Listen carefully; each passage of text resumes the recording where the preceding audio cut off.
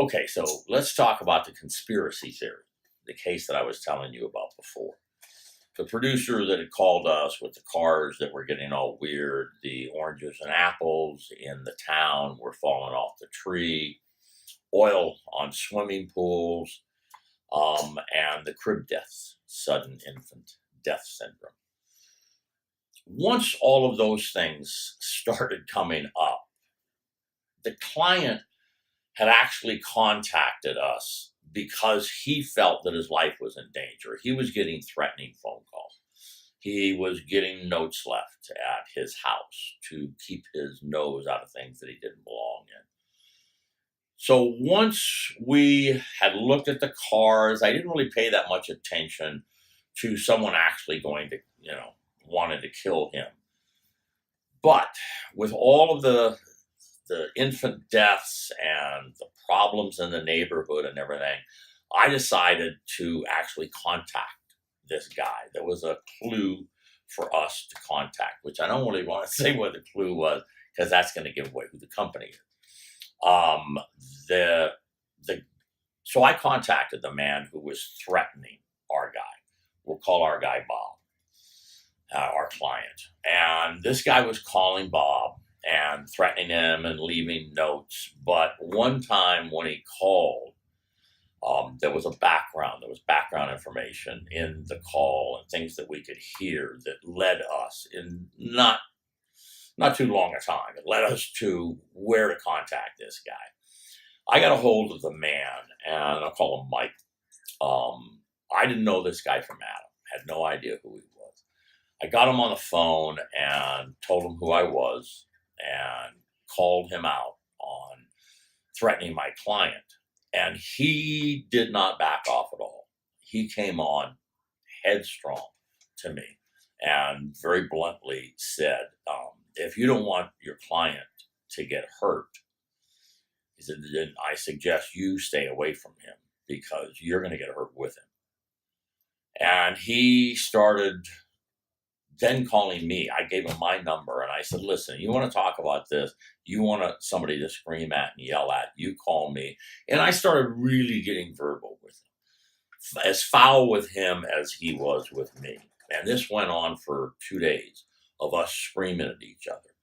And he said, look, do you want to meet? And I said, yeah. I said, let's meet at the Sportsman's Lodge, which is in the San Fernando Valley. And I said, we'll meet, we'll talk about this, and let's see, what is really behind this. So I had said some pretty rad things to this guy, and I'm sitting in the Sportsman's Lodge, and it's a small bar, and there's an archway that comes in, and it's kind of dark. And I'm sitting there, and there was a shadow that literally came over the entire room. So help me God. It just got dark in the room. And I knew that this guy had just walked in the door. And I turned and I looked at the archway, and there was a guy standing there who was so large that he had the tattoo of an eagle on his bicep with the wings fully spread. That's how big this dude was. He was a monster, no neck. He looked like a linebacker for the Rams. And this is a guy I've been yelling at, cussing at, yelling at, telling him, you want a piece of me? Doing all of this stuff. This guy walked in, and I thought, holy cow. He sat down, and he was surprised that I met him. He wasn't as surprised a few minutes later. He said, you got a lot of guts for meeting me. And I said, look, what are you going to do, shoot me?